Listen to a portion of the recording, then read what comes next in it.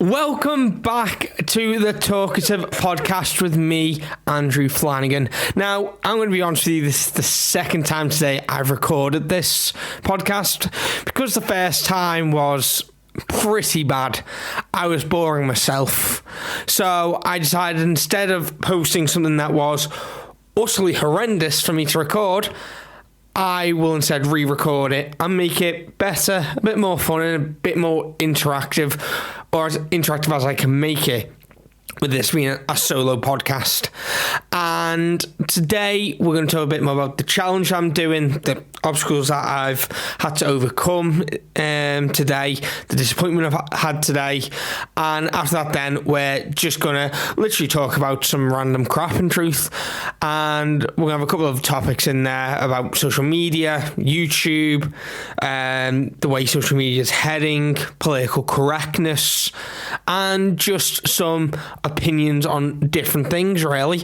I think that this will be a lot nicer than what I was talking about, which I say bored me half to death. So to recap on my day, I was meant to be with a client right now. They pulled out last minute, which in the end turned out to be a blessing in disguise, because it's allowed me to re-record this podcast, which it just needed to be re-recorded. It was bad. Just we can leave that there. That it was just horrendously bad. So I woke up this morning and I wasn't feeling it. I was not feeling that 10k walk today, but I got myself out of bed and I still did it because, and I talked about this in the podcast that you're not going to get to see because I've deleted from the history books, that we tend to get ourselves into these new regimes, these new habits, these new challenges, and for the first day or first week we're like, oh yeah, this is the best thing since sliced bread. But when the novelty wears off and we end up with it being just a daily routine, that's when we start to quit. You notice it with the gym in January. Avid gym goers can barely get in the gym because it's full, and then by mid-February, around Valentine's Day, people are no longer going to the gym. And the simple reason behind that is that we get ourselves into a position where when things become routine, you lose that intention and that excitement for it. And because you lose that intention and excitement, you just don't put your energy there. And for me, I woke up, I had a really bad night's sleep, and I woke up and I just had to force myself out of bed at 6 so I could exercise. And I'm glad I did, because it set up my day better and I've managed to get a lot done in a lot shorter space of time, because I say I was meant to be with a client right now, so that got cancelled last minute. Fair enough, it happens. So instead of worrying about that, I've been able to just go, all right, let me focus on this one thing instead. And I'm just going to check for a second that this camera is recording, because I have a strong suspicion. No. We are recording. I always get that strong suspicion because the camera's not facing me that I'm not recording. And there's nothing worse than going and doing an hour podcast to figure out, crap, I have not recorded any of the footage. So we've just double checked and everything's fine, which is brilliant. I also noticed in the last video I messed around with this a lot. I'm sorry, I just got to find something for my hands to do, really, because I struggle to not have my hands doing things. So it was a blessing in disguise, really, that the client pulled out, because it's allowed me to re-record this podcast. Because as I say, I got to the half an hour mark and I was just like this, and I couldn't really be bothered anymore. And I was like, I'm boring myself. So if I'm boring myself, how on earth am I going to be keeping an audience entertained? Because it just gone down this educational rant, really, which, you know, it's not what this podcast is for. This podcast is more spontaneous. It's about a little bit of what I do as a mindset coach, but mainly just about random things. So I'm literally now just going to talk about some random things. And the first thing that I want to talk about is social media usage. I'm not going to have a rant about social media because it just doesn't get anywhere. But one thing I would say about social media is the amount of misinformation out there. It does my head in. We had it during the Trump era of fake news, and anything that went against one's own belief could be treated as fake news. But journalistic standards are like Premier League referee standards. They're in the bin. You know, there's just not very much good journalism anymore because everyone has an agenda, and depending on where you live and what you read will depend on the information you're given. There's very few balanced papers out there that go, well, this is it from the left and this is it from the right, and this is my opinion, which is slightly jaded to this side. You know, you don't see that. So what you read is, you know, so much into what the actual truth is. I know there's been a lawsuit because I've read some things in my time about like the Human Rights Convention, the Human Rights Course, and some of the things you read and you're just like, well, that's unrepresentative. But it is annoying trying to wade through fake news or false media. And how do you do that then? How do you get through all, you know, the different voices shouting at you? And it's just reading as many different people's viewpoints. Because one thing I like to do is, I don't agree with Piers Morgan on much. I think he's a right bellend, but his opinions are controversial, and whether he thinks that way is a different matter, because I do think there are commentators out there that do say certain things just to get a reaction. Like, it's easy to say, oh, you know, Nigel Farage is right or Donald Trump is right, and not actually believe that. But you know, by saying that, it's going to get a reaction and you're going to move further up, you know, in the social media bubble, because the more controversy you cause, the more you get talked about. I mean, if you look at someone like Ben Shapiro, for example, whether you like him or you don't like him, he gets talked about. You know, you see his videos doing the rounds, some people commenting on them, some people agreeing, some people disagreeing, but he takes a standpoint, and because he takes that standpoint, whether loved or hated, he backs up his viewpoint with facts, statistics, with sometimes what I would call common sense as well on certain issues. But he's talked about. Piers Morgan's the same. You'll notice that when Piers Morgan starts becoming relevant, he'll chirp up with something just to try and get back in the media, because the answer to the age-old question, can you have bad publicity? You can't in a hyper-connected world. It's impossible. And the reason for that is there's a plethora of idiots out there who will eat anything that you tell them to eat. I mean, it wasn't long ago that people were thinking of actually injecting bleach to cure COVID. That's the kind of world we live in, where people people like that are allowed to breed, to start off with. When I heard this, I thought it was the most American thing in the world that people would actually believe that. But then I look at the UK, and I'm 95% certain that there'd be a percentage of the population that would believe it too. You know, and you know, it's bizarre that people would believe it, but it doesn't matter what product or what idea you have. There are people out there that will believe it. There are flat earthers. I'm not even getting into that debate on flat earth and the flat earth society. There are people who believe that Trump is the greatest thing since sliced bread. There are people out there that believe Adolf Hitler was actually not bad. You know, and everyone's entitled to an opinion, and this is one thing I do want to talk about, opinions, because we are living in such a politically correct world where people's opinions now, if you have an opinion that's slightly out there, you have cancel culture. And cancel culture annoys me so fucking much. Like, cancel culture is it stops progression, cancel culture, because if you go back to 1964 in Great Britain, it was a criminal offence to be gay, to be a homosexual. It was a criminal offence. The man who cracked the Enigma code was gay. And when that was found out, he was punished for it. And we live in this world where we have so many people whose opinions are, sacred. And when you challenge their opinions, they can't handle it. And there's an overload. And because there's an overload, people just don't like it. But what I always say is, if you don't challenge society, then you can never have progression. Because if people wouldn't have challenged society on homosexuality, it would still be a criminal offence. If we didn't challenge people about slavery would still be a thing. If we didn't challenge people about the police, then, police brutality probably would be a lot worse than what it is. Now, I'm not saying it's small, but I think it would be a lot worse than what it is.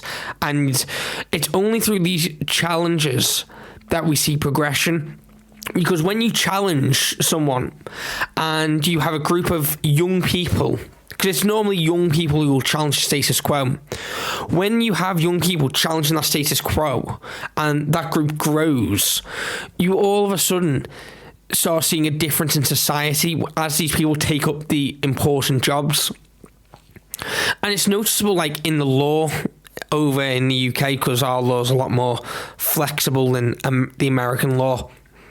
And you notice in the UK that as judges come in and they're from, more multicultural backgrounds, they're younger, so they, have friends who are homosexual or are of a different ethnic group, that you start seeing a change in the way the law is perceived. And I always give the example of HIV. Until 1996, if you knowingly gave someone HIV in the UK, there was no criminal consequences. If you actively went out to give someone HIV, there was no criminal offence committed. And same with matrimonial rape. That didn't come until, I believe, the 90s in England. It was illegal in Scotland in 1989, I think. But it wasn't until the 1990s that matrimonial rape became illegal in the UK. And that's only come through social progression. But you can't have social progression unless you challenge society. Because society sets the moral standard. Thou shalt not kill, thou shalt not rape, thou shalt not molest children. These standards, which, depending on where you are in the world, that last one, the age of consent, like in the US it's 18, UK it's 16, Europe it's 15, then if you go, I know Japan it used to be 13, in Indonesia and in the Philippines I'm sure it's around 13, 14, as Europe's 15. It depends where you go, what is socially acceptable. And that's, based on cultural differences as well.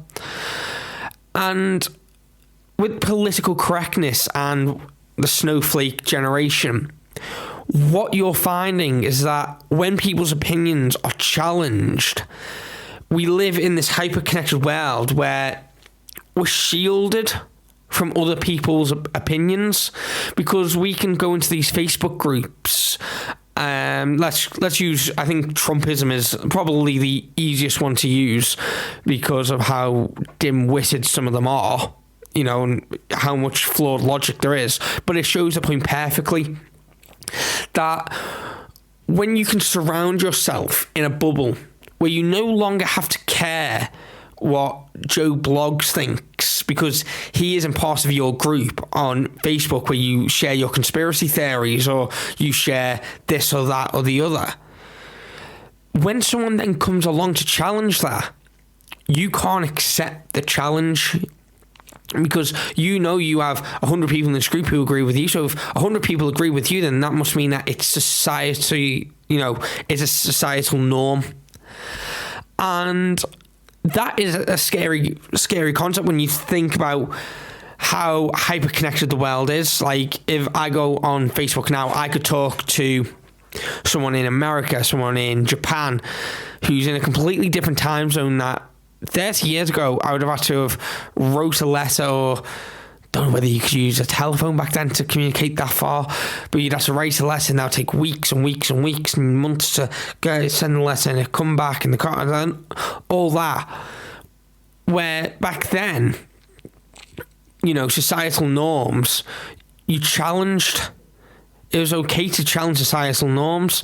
And when you challenged them, you might be called silly or stupid, but you weren't ostracised for that challenge, unless it was something really bad, like neo-Nazism, communism, if you live in a capitalistic society. As long as you weren't too far out there at the extreme hate side, people might look at you weirdly, but that was it. But in today's society, you can be cancelled, and being cancelled is one of the worst things that can happen to you as a content creator. Now, I'm only a small creator personally, so it doesn't really affect me that much. Being cancelled is nothing, because I can just start again and no one really knows me. But if you look at, let's go with someone huge here, Logan Paul, who did something really bad years ago in a forest, who had to rebuild his career. If he would have done that today and not however many X years ago, he wouldn't be given the chance to come back. You see it all the time with YouTubers who fall off the wagon. They make a mistake and they can apologise for that mistake. Most of the time, the apologies are corny and crap and PR, apologies. But they can never really recoup that level that they were at before. And if you're expressing an opinion and it's not something completely detrimental, so you're not saying that, blacks should be back in slavery, or gays should be shot on sight, or, the pigment of your skin matters in your superiority. We should have segregated schools with colours and white and all that crap, which, comes to close to hate speech these days. As long as you can have the opinion that Biden's the best president in the world, or, the monarchy needs to F off, basically. And it's okay to have those opinions, but if you put that out into the world, you can be ostracised very quickly, especially if you're a public figure. And I think the perfect example of this is KSI. Because if you look at him that Eurogame incident and post-Eurogame incident, he's a different person. And that's because he's in the public eye now, and his... you can't have extreme opinions when you're in the public eye, because, the argument is that, you're in the public eye, you have influence, and if you're saying, hate speech and things like that, that could influence the next generation. And you can have your sponsorships taken from you, and you can lose a lot of money, etc., and it can ruin your career if you have these really, really horrible opinions. But when does it go too far, I think, is when you can't have an opinion that's different because it's going to offend someone. Just because, it's like we'll go back to Ben Shapiro. He has some out there opinions on stuff like gender, sexuality, and they're not considered societal norm opinions. Like, in today's society, we sort of, allow people to call themselves whatever they want: he, she, him, her, them, their, and all the rest. And most people will go along with that out of fear of not wanting to seem ignorant, not wanting to rock the boat, not wanting to rock the system. And I think it's the same if you look like the recent ones, the whole transgender issue with, biological men who, not biological men anymore, but women who started off as men in life transitioning into women's sport. And, there's a big debate over it because of the unfair advantage that gives that person, because in truth, men, in terms of physicality, do tend to be superior to women, because they're built differently. Women are built around the hips, where men are built across the chest. Men tend to have wider chests and bigger shoulders, while women tend to have bigger hips, because evolution shows us that women had to carry babies and children, while men went out and, were the breadwinners. And if you go right back into, back in time to like the 1700s, the men went out on the farm and the women stayed at home and did all the cooking, the cleaning and stuff like that. So, men are evolved genetically superior to women in terms of physical attributes. And that shows in the Olympics. If you look at the 100-meter sprint world record for men and for women, javelin, high jump, pole jump, all of it, men's world records are superior to the women's. And that's not because women are worse, it's just that men are built for that, where women evolutionary aren't. But then the second you throw, a transgender woman into the picture, who was born a man but is now a woman, and they're also smashing all these records, you then are left in a position where you may think it's wrong or you may think it's right, but you're scared to voice that opinion. Where Ben Shapiro isn't, and you can call him right, you can call him wrong, whatever, but he isn't afraid to voice that opinion. And you see a lot with people stuck in their jobs as well. They want to leave, but they're scared of what society will say. They're scared of what people will think. They're scared of being cancelled or not making them being laughed at. Because that is what we live in. We live in a harsh society these days. Just checking on the time, making sure that I'm not overrunning too badly on this point. We live in a very harsh society who, we have filters, we have photos, we have status updates, we have tweets, we have TikTok, we have YouTube, we have all these different ways of communicating and showing our best selves off. And it becomes difficult to realise the difference between fake and real. And when you live in this fake reality that you build, and you build yourself into this bubble, you then, when anyone tries to burst that bubble, you'll see the people react and try and get you cancelled and things like that. When people don't agree with you and challenge your core beliefs, you see that as an attack on you. And if that attack is on a group big enough, then that can lead to being cancelled. And I personally don't like social media that much. Like, I post on it for business, but I don't post on it personally, because I don't have time for that level of drama. Like, I just couldn't give less of a flying shit about it, in truth. It's not for me. I'm not one for it. It's how I make my living, but that's it. It's like, I uploaded gaming videos. I'd upload them and then I wouldn't give a crap if anyone was watching them. Like these TikToks, like these podcasts. If no one watches them. I'm doing them for me. And it is scary doing a podcast, because you have to be scared of being cancelled or saying something that enough people take offence to that it becomes an issue. Like, as I say, you're saying stuff like Nazism is good, the Jews deserved it, black people should be made slaves again. They are very bad, poor opinions, but you're entitled to them. I think that's the big thing that people don't forget, that everyone's entitled to an opinion. Whether it's right or wrong doesn't mean it's going to be acted upon. Like, I know years ago in the UK we had the EDL, the English Defence League, and just no one really took them that serious. It's just a bunch of skinheads. No one took them serious. No one takes UKIP serious, in truth. No one really cares enough. And in the multicultural world, you're not allowed to have an opinion that other people are less superior to you.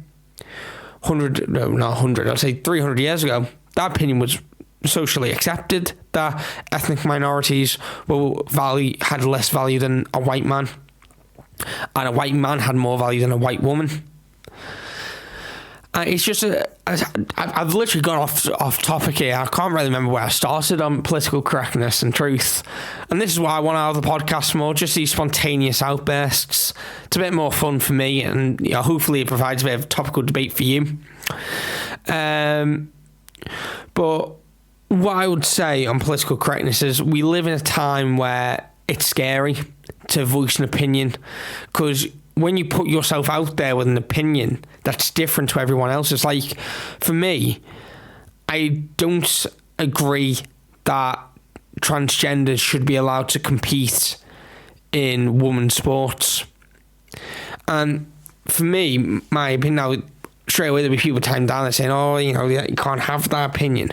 But for me, I just see it as an unfair advantage. Like, I'm 5'9", my fiance is 5'0".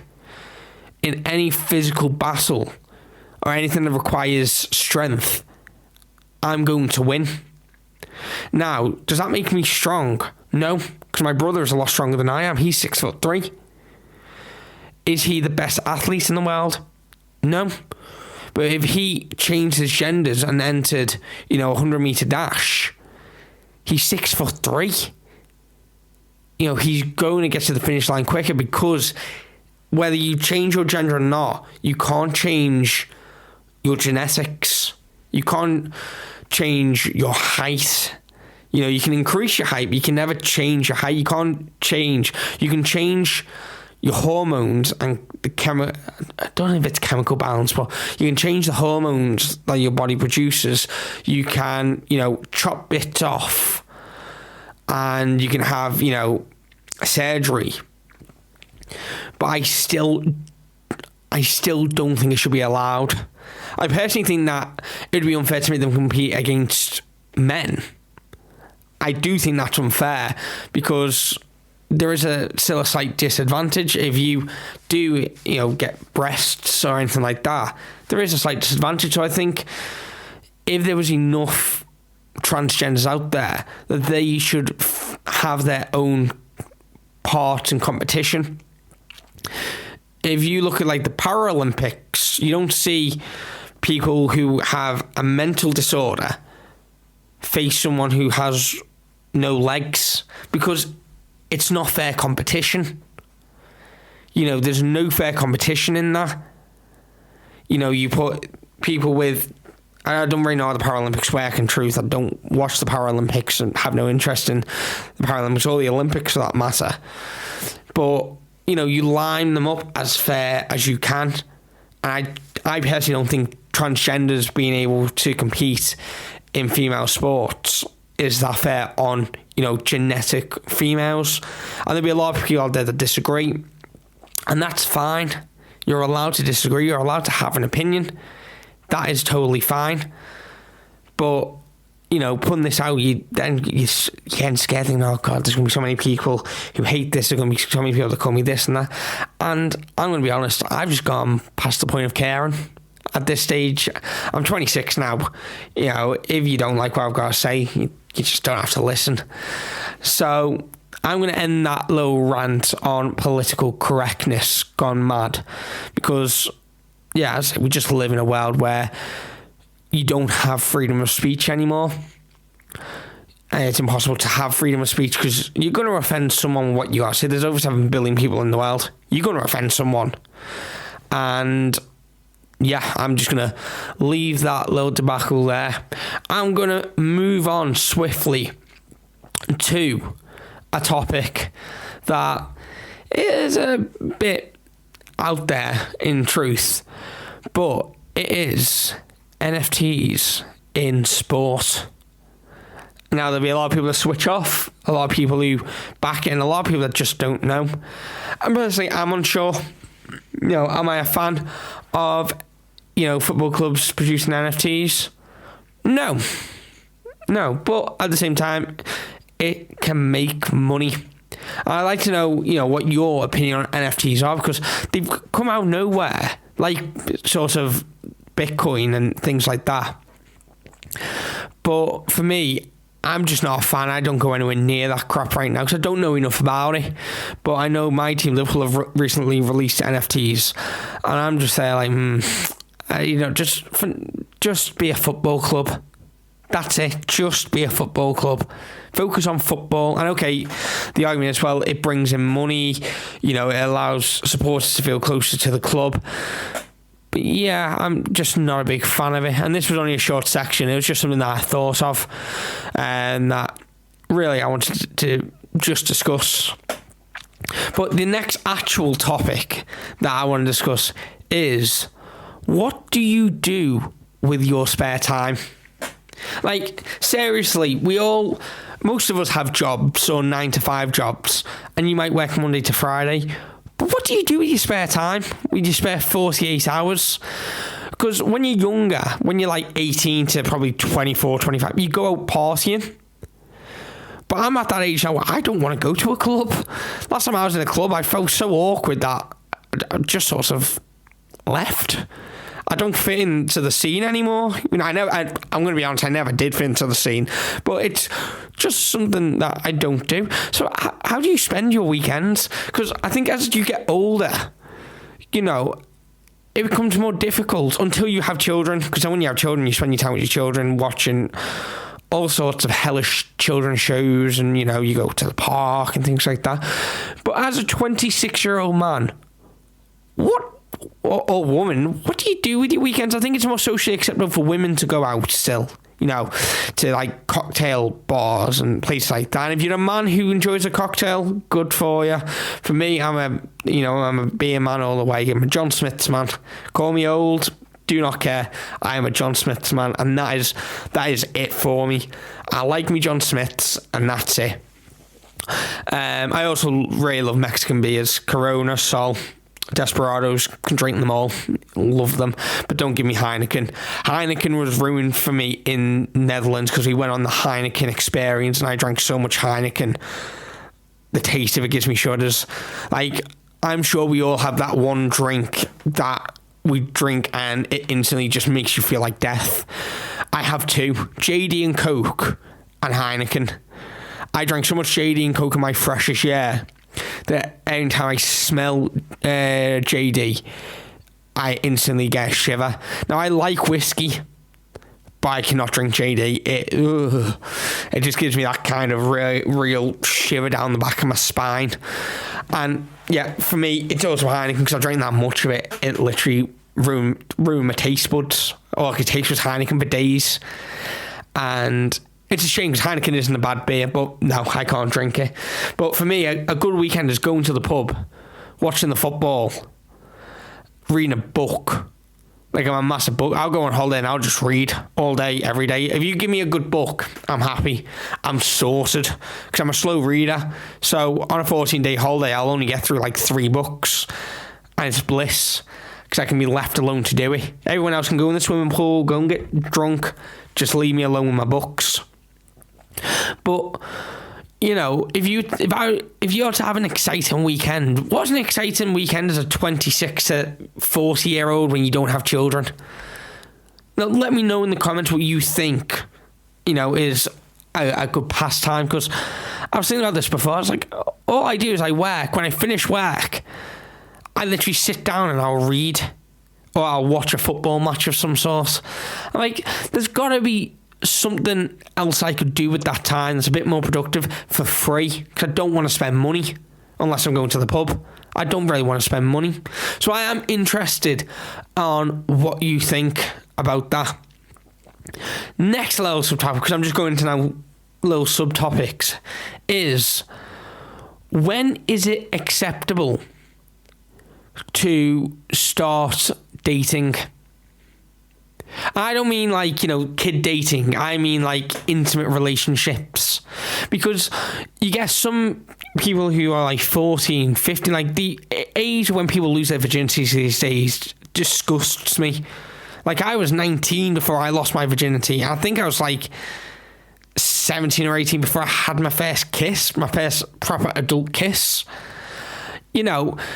At what age does it become acceptable to become intimate? Now, again, it's subjective on culture, because if you go into, mainland Europe, the consensual age is 15 to have intercourse, where it's 16 over in the UK. But if you're in a committed relationship, what is the age?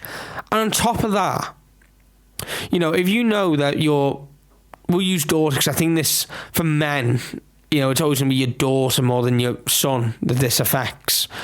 If you know your daughter has a boyfriend and they've been going out for some time and it's starting to get serious, would you rather that they had sex where they're wearing protection, so you allow them to go to the room, shut the door, lock the door, or would you be strict saying, no, you cannot do that?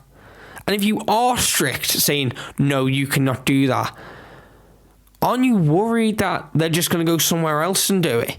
Because that's always been the thing for me. And my best friend recently, or not recently now, nearly a year ago, had a daughter. And it came to my mind that if you had to make that choice of, they're going to have sex, you were young yourself, and okay, my generation was slightly different. I think the median age was still around 16, 17. We're now 14, even 13-year-olds who have had sex, which totally disgusts me.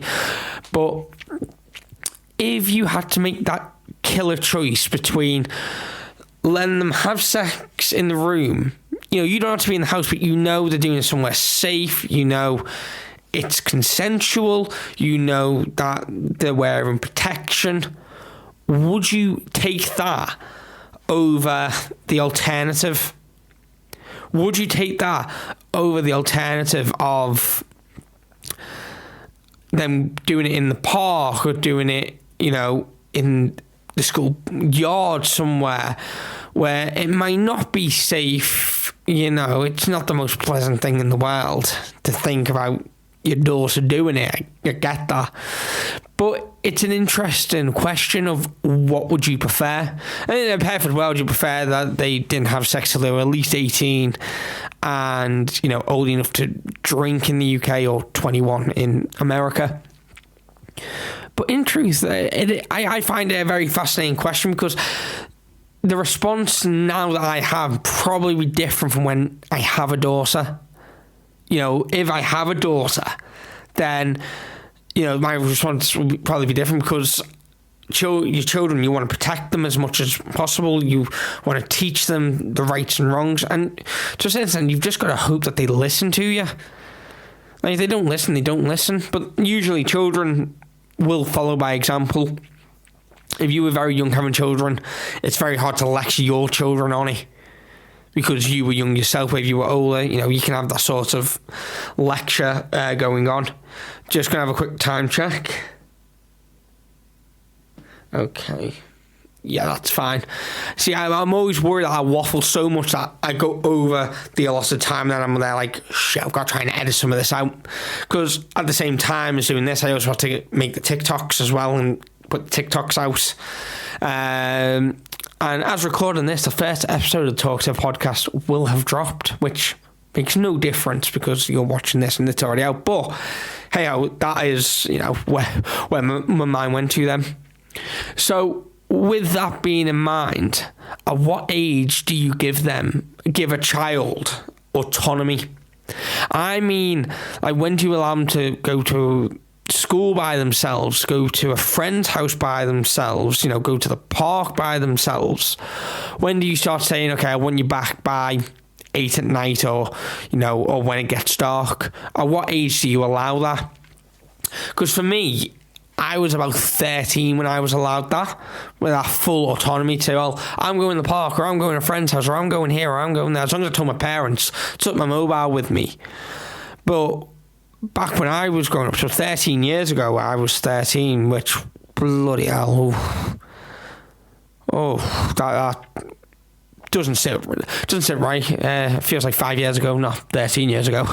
13 years ago, the landscape was totally different. Like, I think there's more worry today than there was 13 years ago. There's more evil in the world than there was 13 years ago today.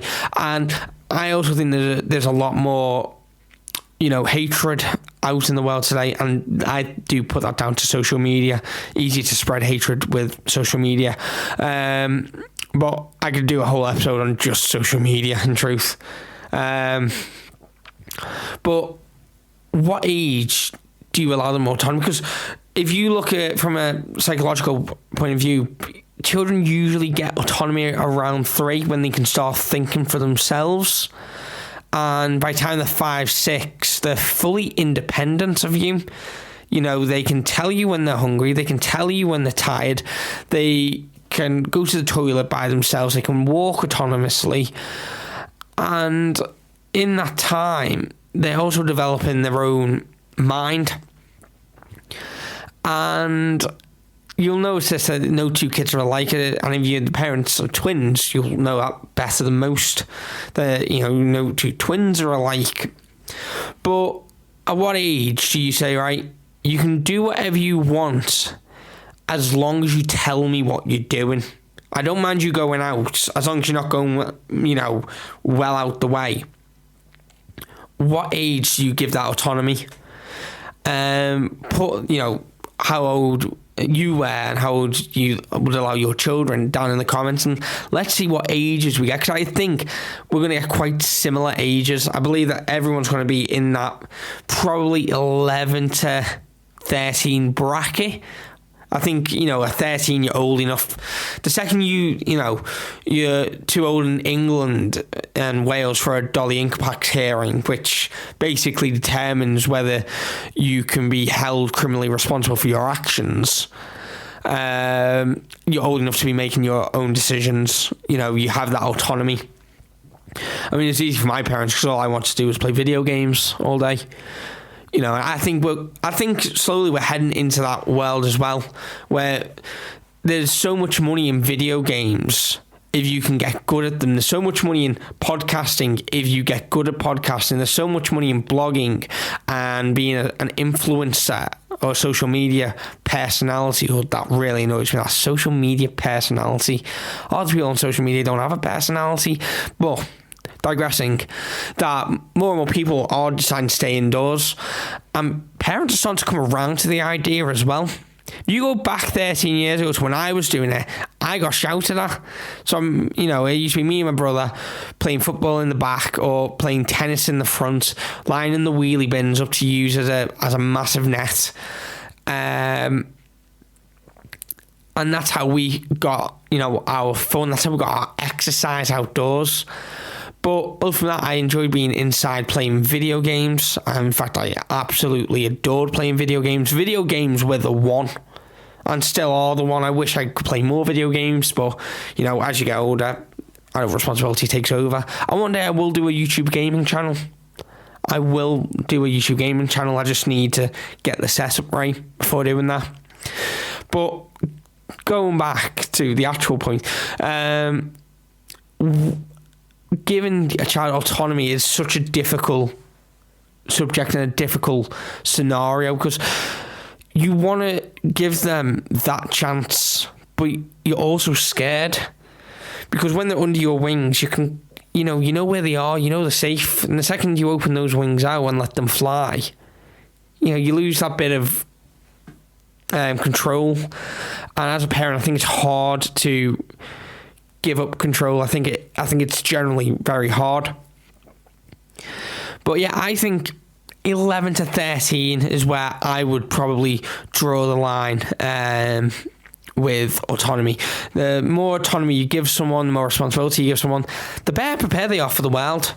Like, if you allow children to fuck up, if you actually allow them to properly mess up and don't resolve their issues, they will learn so much more.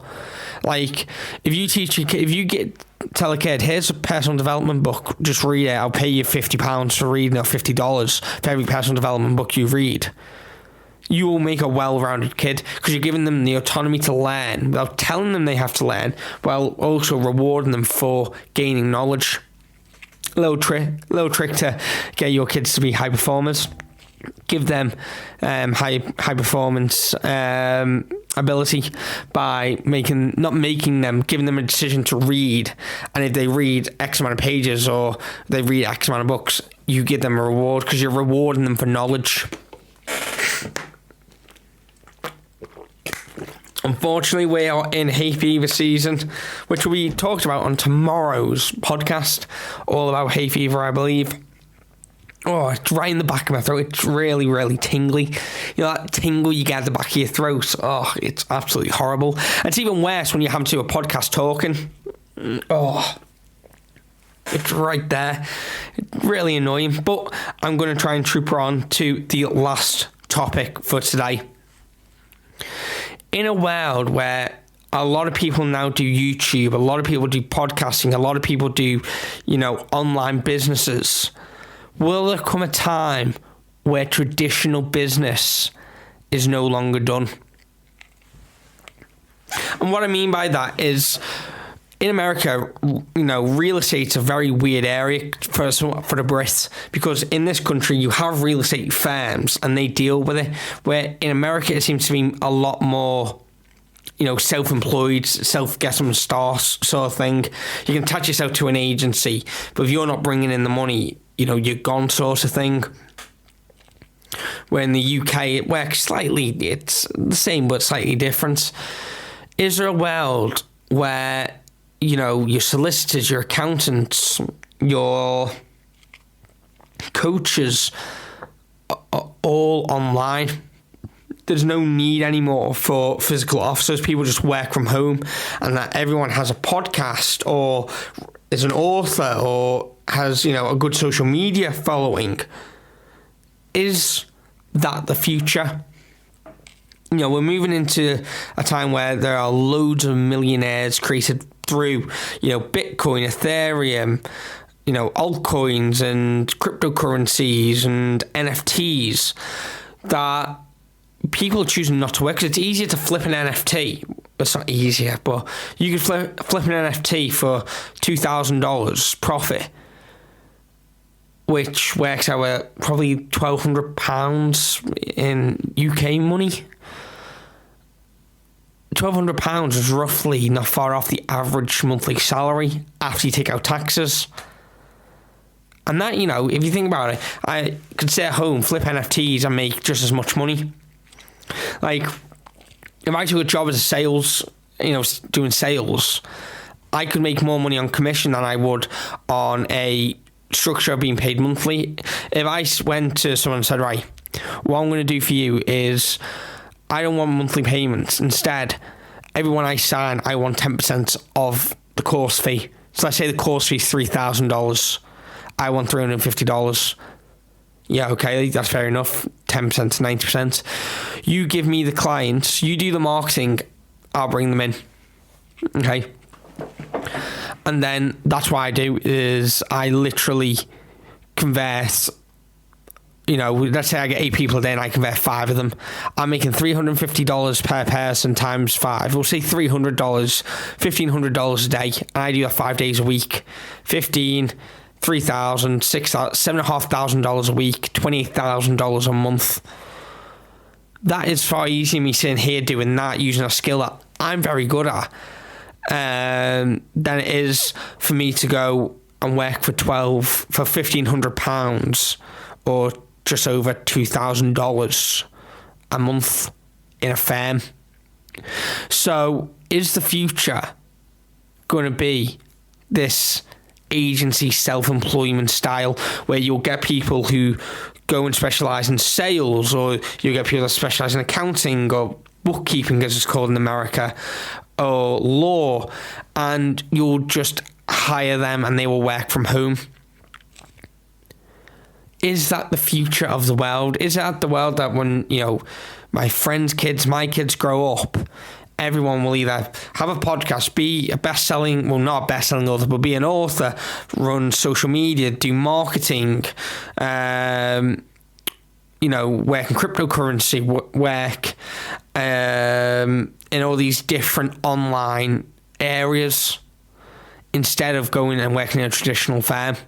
Because if that happens, that real estate that's there is no longer valuable.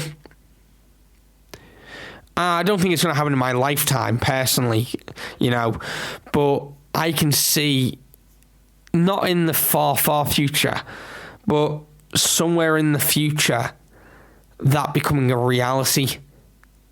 That everyone works from home, because during the lockdown, you had to work from home, and it was proven that for a lot of jobs, you can work from home. It's just that your bosses don't want you working from home, because people tend to be a little bit lazier working from home. And it's like the 4-day work week's being trialled. It's being trialled in the UK, and I'm pretty sure it's no longer trialled in Scandinavia. I'm pretty sure it is a thing over there. I know Japan are trialling it as well, the 4-day work week, because it's been proven that you do as much in 4 days as you do in 5, which is a very weird concept when you think about it. But is the future that everyone's self-employed, that no one works for a company, or if you do work for a company, it's just a business address? Everything is automated, so your payments are automated, everything's automated. Because if that is the future, I think that's a pretty cool future to look forward to. Because as I say, I can do 5 sales calls tomorrow, bag 3 of them, 3 out of the 5, or 2 out of the 5, make myself $200-$300 in the process, and do far less work doing that than I would have to do for a corporate company. Anyway, that is the end of this podcast. I hope you've enjoyed. This is so much better than the one I recorded earlier. Please, comment down below on everything that we've discussed today. Really interested in talking to you in the comments. I will be posting little posts on TikTok as well. So if you come over from TikTok, hello. I hope you've enjoyed, and please hit that like button. It really helps me in the algorithm. Also, leave a comment, subscribe, and share this with a friend. Share this with someone who you think would find this interesting, or someone who's just as random as me. And until tomorrow, I'll see you then. Bye.